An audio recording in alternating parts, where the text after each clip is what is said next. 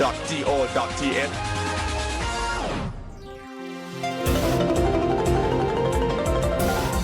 วิทยุแห่งประเทศไทยให้ความรู้กู้ความสุขวิทยุแห่งประเทศไทยจังหวัดแพร่ 91 เมกะเฮิรตซ์ ให้ความรู้คู่ความสุข ปัจจุบันการเคลื่อนย้ายแรงงานระหว่างประเทศของไทยเริ่มเปลี่ยนแปลงโดยเฉพาะอย่างยิ่งการเคลื่อนย้ายแรงงานจากประเทศเพื่อนบ้านได้แก่เมียนมาลาวและเวียดนามโครงสร้างของประชากรที่เปลี่ยนแปลงไปสู่สังคมสูงอายุจึงมีความจำเป็นที่ต้องนำแรงงานต่างด้าวมาทดแทนกำลังแรงงานไทยที่ยังไม่เพียงพอในหลายกิจการสำนักงานจัดหางานจังหวัดแพร่เป็นหน่วยงานหลักที่ให้บริการจัดหางานแก่ประชาชนทุกกลุ่มเป้าหมาย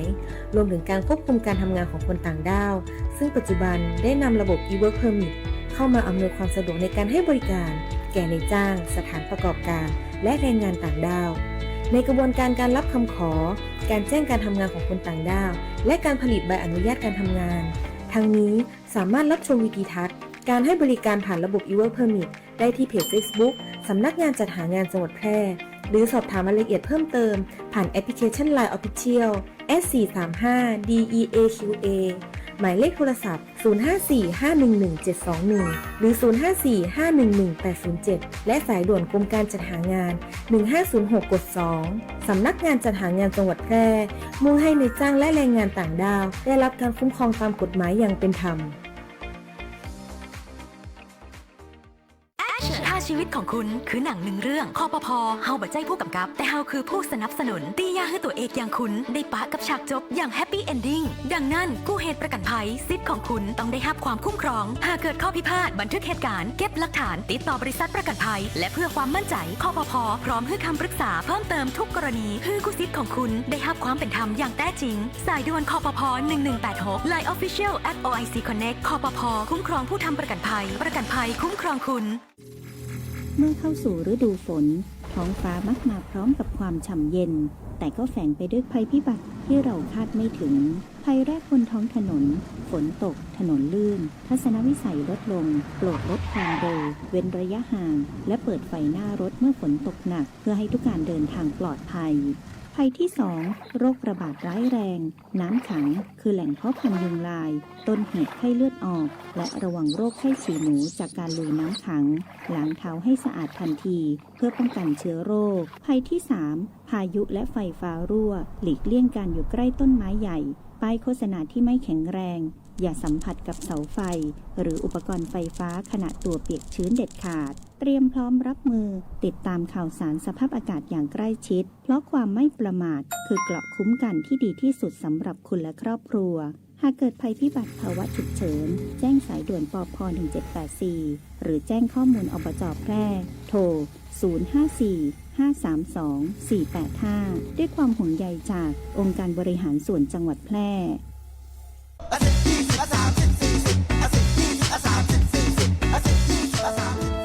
ถ้าความเร็วบนท้องถนนในชุมชนเป็นตัวเลขเหล่านี้ก็คงดีแต่ในความเป็นจริง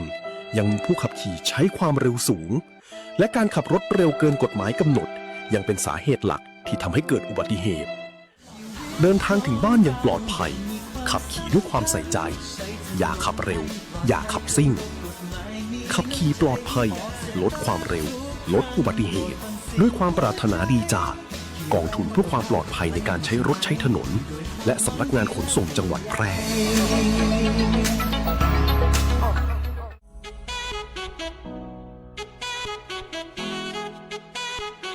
ขับไม่ดื่มดื่มไม่ขับอย่าลืมนะคะด้วยความปรารถนาดีจากสถานีวิทยุกระจายเสียงแห่งประเทศไทยจังหวัดแพร่ FM 91 เมกะเฮิรตซ์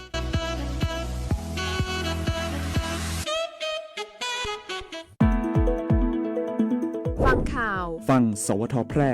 FM 91 เมกะเฮิรตซ์กรมประชาสัมพันธ์ข่าวจริงเชื่อถือได้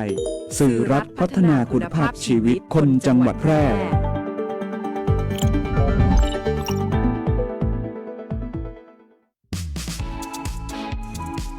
สัญจรปลอดภัยกับกรมการขนส่งทางบก Have a Safe Drive สนับสนุนโดยกองทุนเพื่อความปลอดภัยในการใช้รถใช้ถนน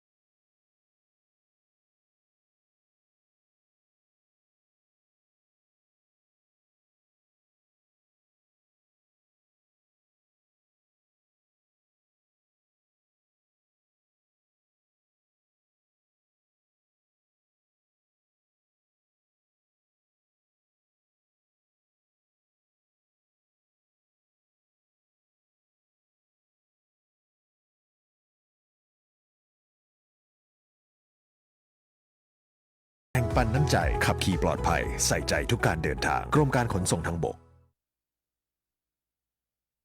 สวัสดีเจ้าคุณผู้ฟังตีเขารบหักทุกท่านนะกลับมาปะกันในช่วงของรายการมวลใจใบ3นะเจ้าในช่วงของสัญจรปลอดภัยกับกรมการขนส่งทางบกโดยสำนักงานขนส่งจังหวัดแปรนะเจ้าก็ปะกับน้องปุ๋ยพิรุณพรแสงซอยนะอยู่ไปเปื้อนกัน1 ชั่วโมงตรงนี้เนาะขับขี่ปลอดภัยนะเจ้าพอฮื้อตันขาดการฮื้อได้นะขับขี่ปลอดภัยบนท้องถนนเนาะก็ด้วยความห่วงใยจากสำนักงานขนส่งจังหวัดแปรนะเจ้ากรมการขนส่งทางบกนะเจ้าก็ ได้ประชาสัมพันธ์ข้อมูลข่าวสารนะที่เป็นประโยชน์ให้กับคุณผู้ฟังได้ติดตามรับชมรับฟังนะต่างๆวิทยุของเฮานะแล้วก็ต่างหน้าเพจ Facebook ของสำนักงานขนส่งจังหวัดแปร่นะเพจ Facebook กรมการขนส่งทางบกนะเจ้าก็จะมีเนื้อหาสาระดีๆนะหากว่าคุณผู้ฟังเนาะว่างเนาะไทย Facebook เล่นไปนะก็ลองเข้าไปติดตามข้อมูลดีๆได้นะเจ้าในเพจ Facebook ของกรมการขนส่งทางบกเพจ Facebook ของสำนักงานขนส่งจังหวัดแปร่เพจ Facebook ขับขี่ปลอดภัย by DLT นะเพิ่นจะมีเทคนิคทักษะต่างๆนะที่เป็นประโยชน์ต่อคุณผู้ฟังเนาะบางทีเนี่ยอาจจะงอมเหงานะลองเข้าไปหาข้อมูลหาความรู้กันดูนะเจ้าขับขี่ปลอดภัย by DLT เนาะเพิ่นก็จะมีวิดีโอมีเทคนิคมีทักษะอย่างตีได้โพสต์ไว้นะเจ้าแล้วก็เป็นข้อมูลนะที่คุณผู้ฟังเนี่ยสามารถเข้าไปหาความรู้นะเอาไว้เป็นประสบการณ์นะเจ้าหรือนะกรณีที่แหมน้อยเนี่ยเขาอาจจะบังเอิญไปเจอเหตุการณ์เหล่านั้นนะก็จะสามารถที่จะมีสติแล้วก็แก้ไขสถานการณ์ได้อย่างทันท่วงทีนะเจ้าคุณผู้ฟังที่ติดตามกันอยู่เนาะก็อยากจะให้ระมัดระวังในช่วงตีฝนตกฟ้าห้องนะทางกรมการขนส่งทางบกนะคะพี่ปลอดภัย by DLT เปิ้นก็มีเรื่องของนวัตกรรมที่ทำให้รอดจากฟ้าผ่านะนั่นก็คือกลงฟาราเดย์นะกลงฟาราเดย์นะก็คือโครงสร้างโลหะนะจะตีนำไฟฟ้าตีติดมากับตัวรถเนาะก็จะเป็นโครงสร้างตัวถังที่เป็นโลหะนำไฟฟ้า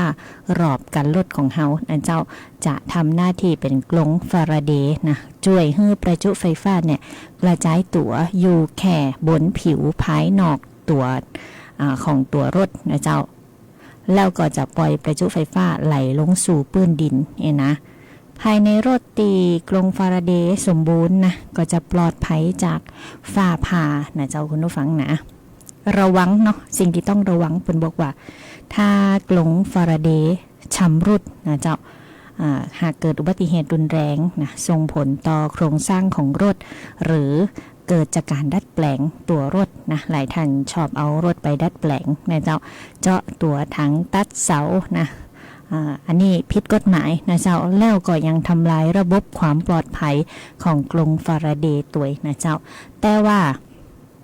บ่มีนวัตกรรมไหนนะป้องกันอุบัติเหตุได้แน่ถ้าขับขี่ด้วยความประมาทนะเจ้าก็ฝากคุณผู้ฟังบ่สิ่งบ่จี้บ่ปาดในทุกสภาพอากาศเพื่อความปลอดภัยทั้งต่อตนเองและก็ผู้ห่วมต่างนะเจ้า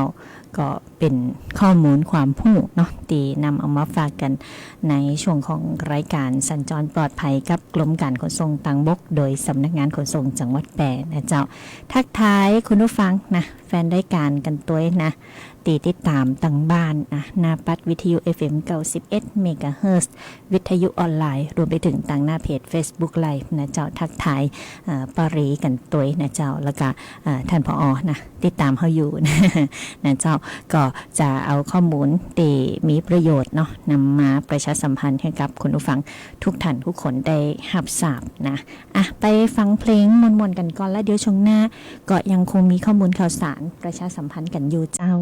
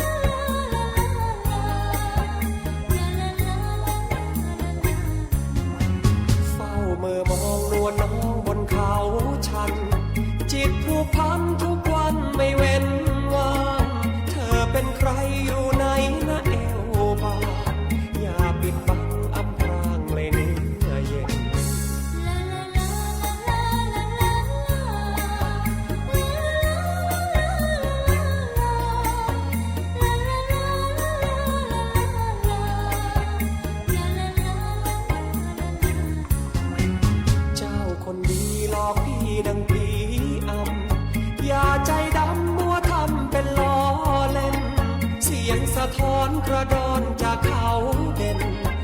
พี่อยากเห็นหรือเป็นนางไม้ป่า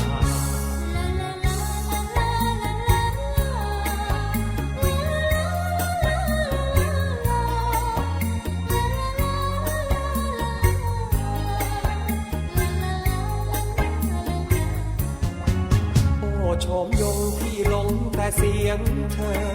พี่พร่ำพาถึงท่าเจียนบาเหตุไฉนถึงไม่เวทนา พี่คอยหาอันลงเสียงนา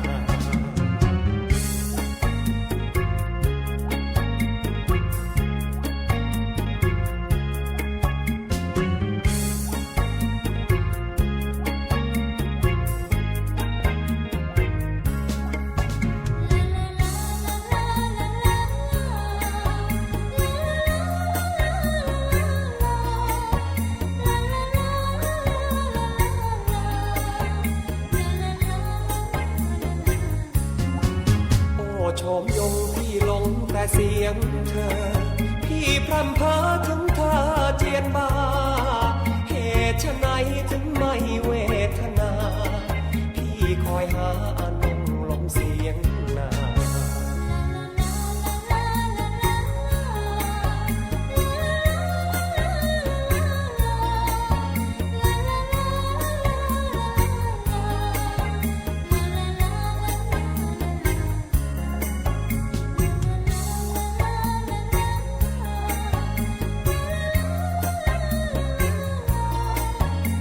โ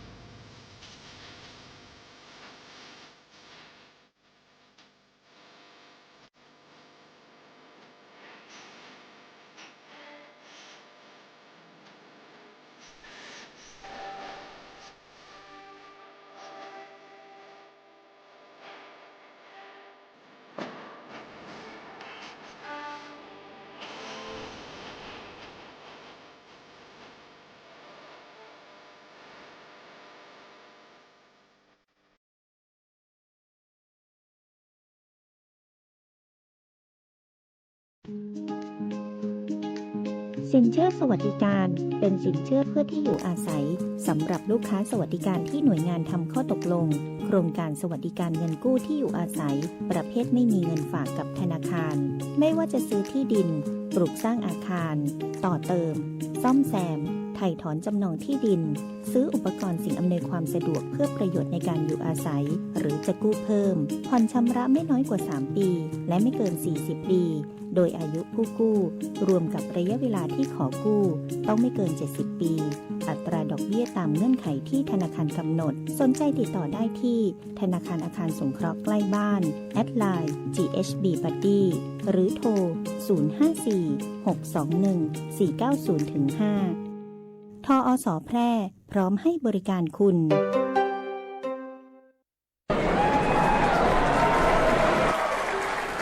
เฮ้ยลาบหมูดิบจานนี้เด็ดมากเลือดข้นๆเลยลองชิมดู หรอพี่แต่ช่วงนี้เขาเตือนเรื่องโรคไข้หูดับกันเยอะนะกินดิบๆแบบเนี้ยกลัวหูหนวกกลัวตายอะพี่ โถกินมาตั้งนานไม่เห็นเป็นไรดื่มเหล้าเข้าไปก็ฆ่าเชื้อแล้ว หยุดความคิดนั้นครับมะนาวหรือเหล้าขาวไม่สามารถฆ่าเชื้อไข้หูดับได้เชื้อแบคทีเรีย Streptococcus suis ในหมูดิบเลือดดิบหรือแผลที่สัมผัสหมูสดสามารถทำให้เกิดเยื่อหุ้มสมองอักเสบติดเชื้อในกระแสเลือดจนหูหนวกถาวรหรือเสียชีวิตได้ในไม่กี่วันข้อมูลจากกองระบาดวิทยาพบผู้ป่วยและผู้เสียชีวิตอย่างต่อเนื่องทุกปีโดยเฉพาะผู้สูงอายุผู้มีโรคประจำตัวและผู้ที่ดื่มสุราเรื้อรังจะมีอาการรุนแรงกว่าปกติปกป้องตัวคุณและคนที่คุณรักด้วยหลักสุกร้อนสะอาดปรุงเนื้อหมูให้สุกด้วยความร้อนทั่วถึงแยกอุปกรณ์มีดเขียงตะเกียบสำหรับหมูดิบและหมูสุกและสวมถุงมือทุกครั้งที่ต้องหยิบจับเนื้อหมูสดเลิกกินดิบเพื่อชีวิตที่ปลอดภัยด้วยความปรารถนาดีจากสำนักงานป้องกันควบคุมโรคที่ 1 เชียงใหม่กรมควบคุมโรคกระทรวงสาธารณสุข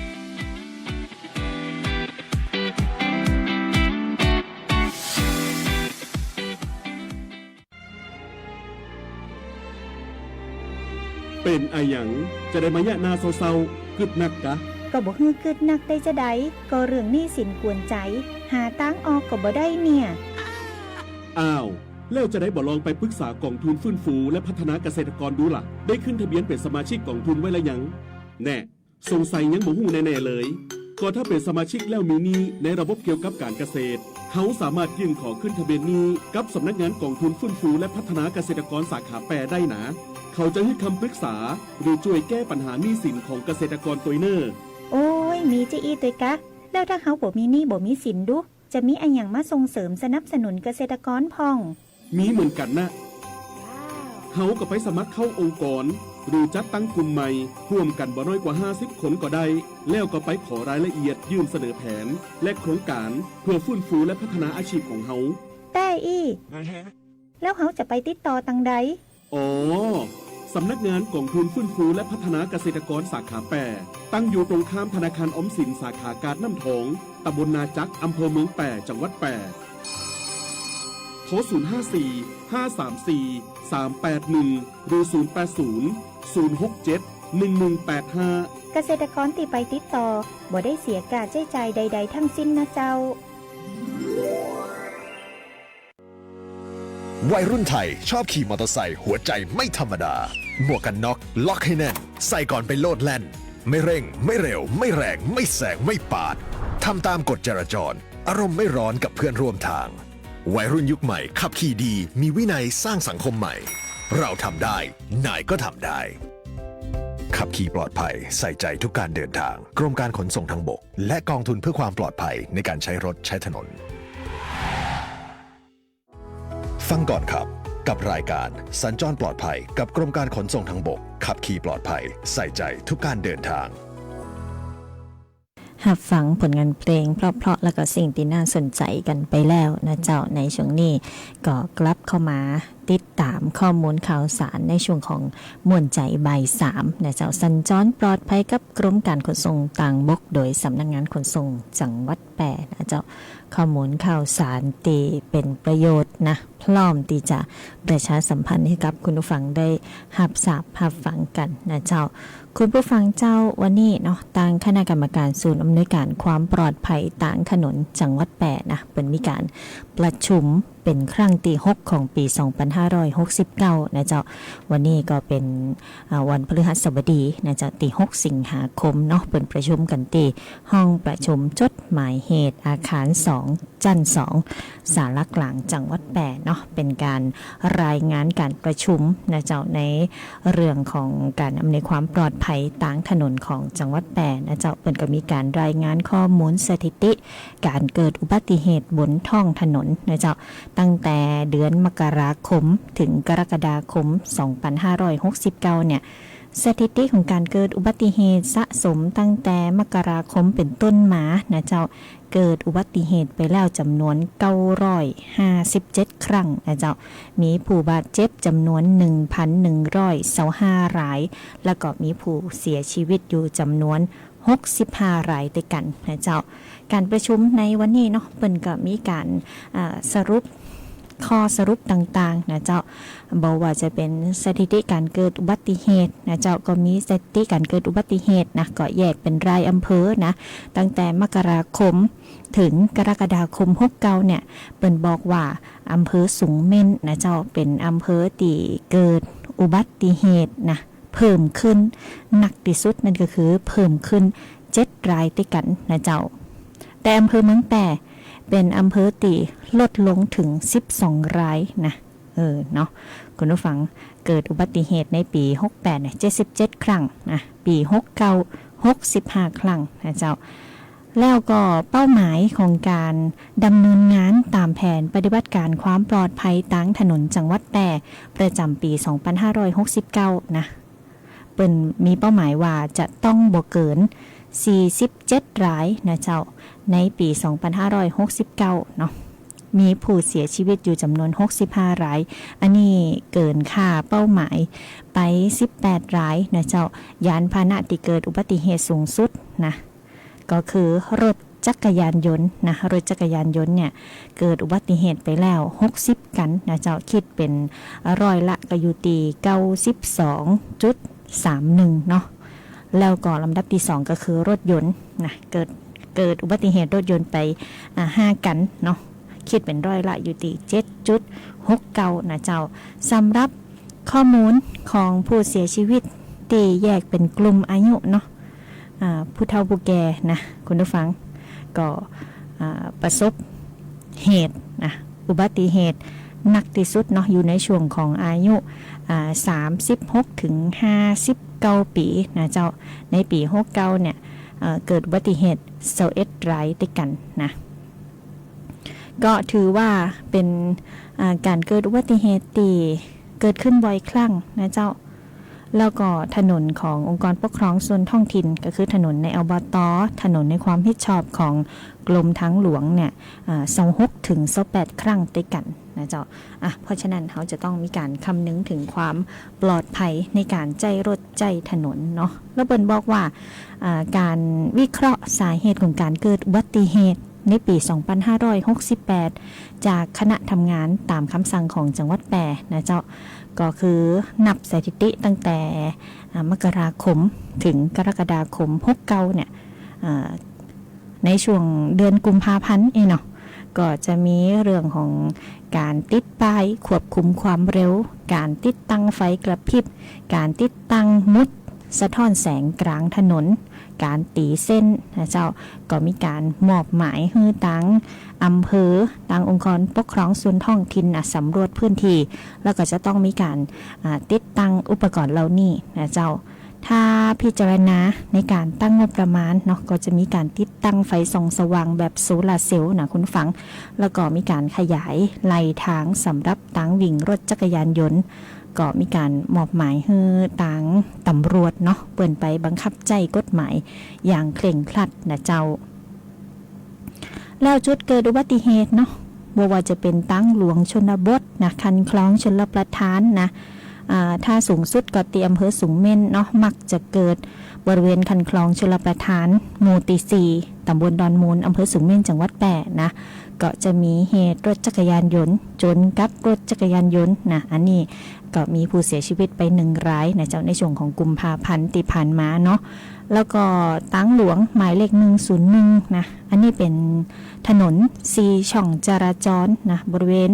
แยกคลองซอย33ฝั่งขวาอันนี้ที่บ้านหัวฝายสูงเม่นนะเจ้าก็มีเหตุรถบรรทุกพ่วงจนกับรถจักรยานยนต์เกาะยาฮือมีผู้เสียชีวิต1รายด้วยกันนะเจ้าแล้วก็บนถนนหน้าปั๊มน้ำมันพีทีถนนสายวังจิ้นเถินนะหมู่ที่10ตำบลปาซัก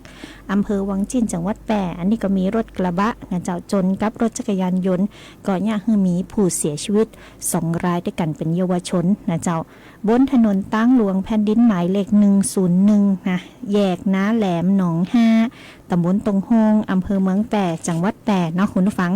ขออนุญาตเปิดเอกสารสักครู่นะเจ้าอันนี้ก็มีอุบัติเหตุเกิดขึ้นแล้วก็มีรถยนต์กระบะนะจนกับรถจักรยานยนต์อันนี้ก็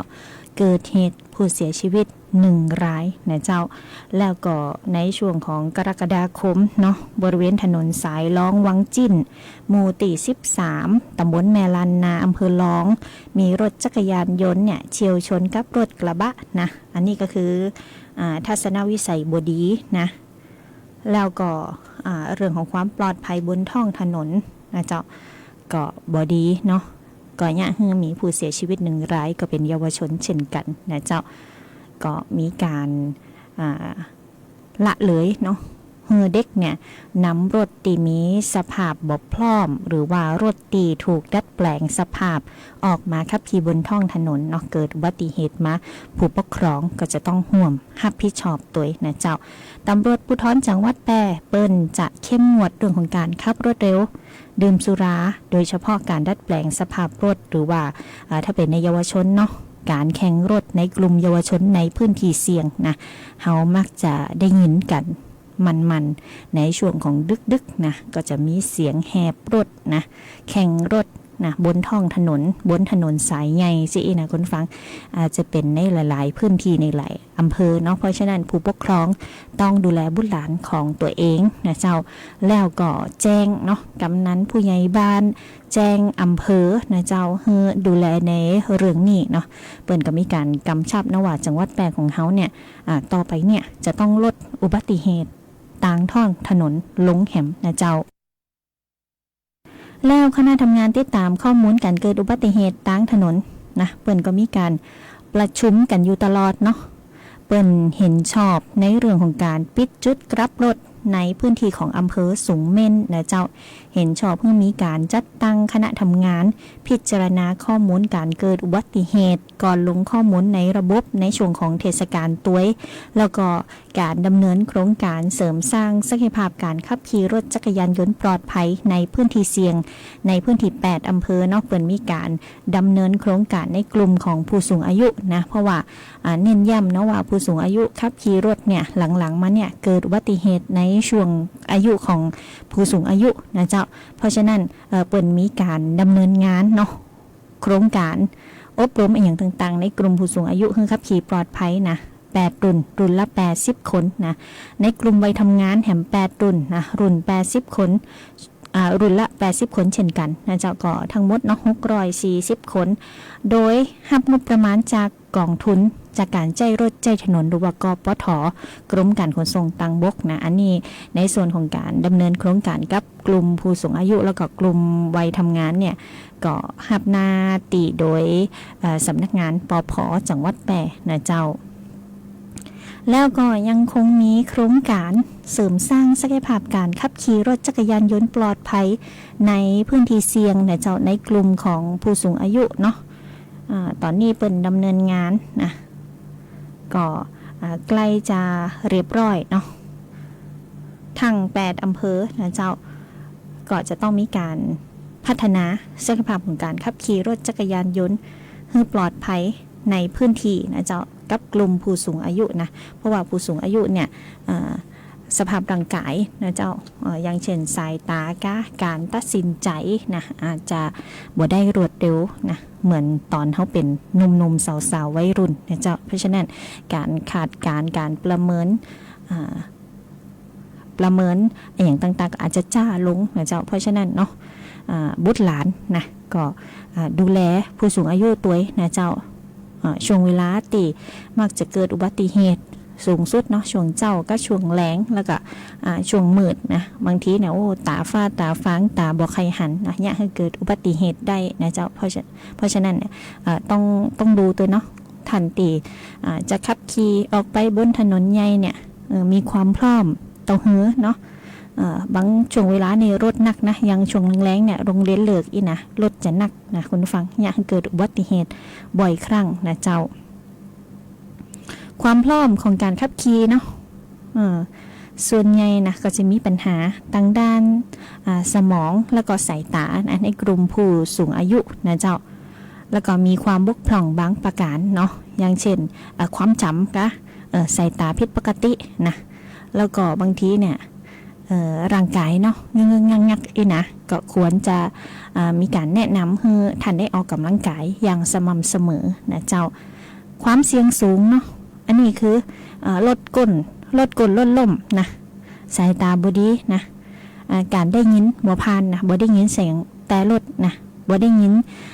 เสียงเขาเอิ้นเขาห้องนี่นะคุณฟังเนาะเพราะฉะนั้นนะก็จะเกิดอุบัติเหตุบ่อยครั้งในผู้สูงอายุนะเจ้า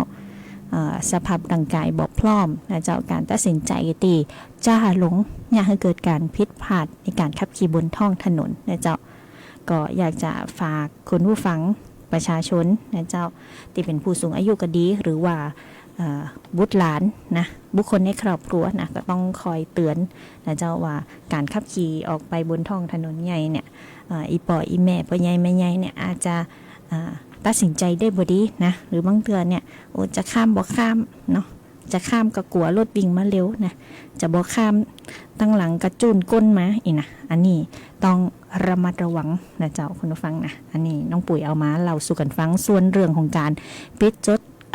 จุดกลับรถตีสูงเม่นนะเดี๋ยวเปิ่นจะพิจารณาแหมกำว่าเปิ่นจะ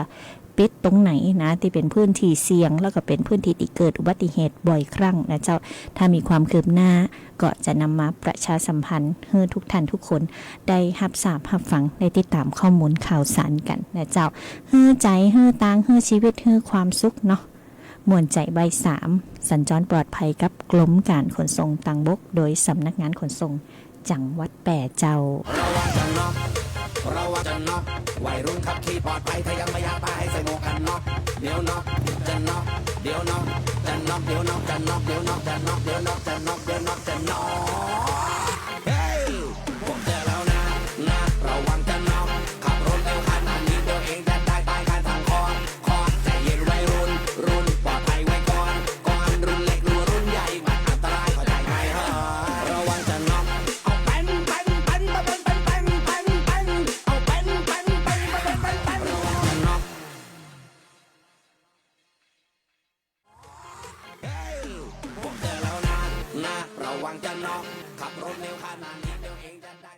การขับขี่เนี่ยองค์ประกอบใหญ่ๆที่ต้องใช้เนี่ยในทางกายนะครับก็คือ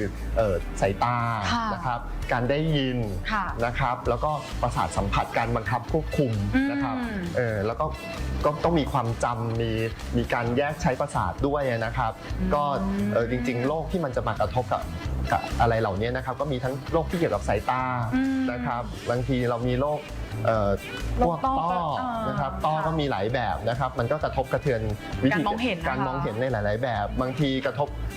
ตั้งแต่กลางวันเลยบางทีเนี่ยกระทบตอนกลางคืนตอนที่ขับรถในที่มืดนะครับขับรถในที่มืดไม่สามารถแยกแยะสีได้ชัดเจนมองรถคันสีดำมองจมหายไปเลยมองไม่เห็นเลยหรือว่าตาพร่าจากแสงที่เข้ามานะครับอันนี้ก็อย่างหนึ่งนะครับหูเนี่ยก็นิดนึงนะครับหูนิดนึงก็ตอนที่เขาแบบว่าอาจจะมีเสียงแตรมาแล้วเราไม่ได้ยินใช่ครับก็นอกจากโรคที่ ในตัวโรคเองมันกระทบกับการขับขี่โดยตรงอย่างโรคที่ผมกล่าวมา บางทีเนี่ยตัวโรคมันไม่ได้เกี่ยว แต่บางครั้งเราต้องทานยา แล้วยานั้นอ่ะมันมีผลต่อการขับขี่นะฮะยาที่ทำให้เราง่วงซึมอะไรอย่างเงี้ยนะฮะบางทีเราก็ต้องสำรวจด้วยว่าถ้าเราต้องทานยาพวกนี้เราก็ไม่สมควรที่จะขับรถนะครับ